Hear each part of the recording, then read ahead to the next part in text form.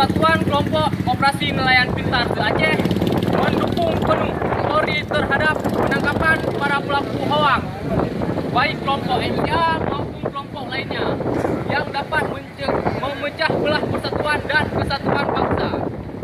Kami Persatuan Kelompok Nelayan Pintar Aceh menghimbau kepada yang beragama Muslim maupun non-Muslim agar tidak mudah terprovokasi oleh isu-isu hoaks dan tidak menyebarkan berita hoaks kepada orang-orang lain. Mari kita selamatkan Aceh dari isu-isu ujaran kebencian.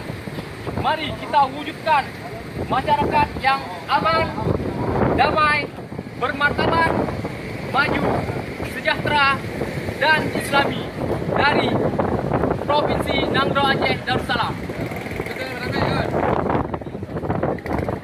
Kami menolak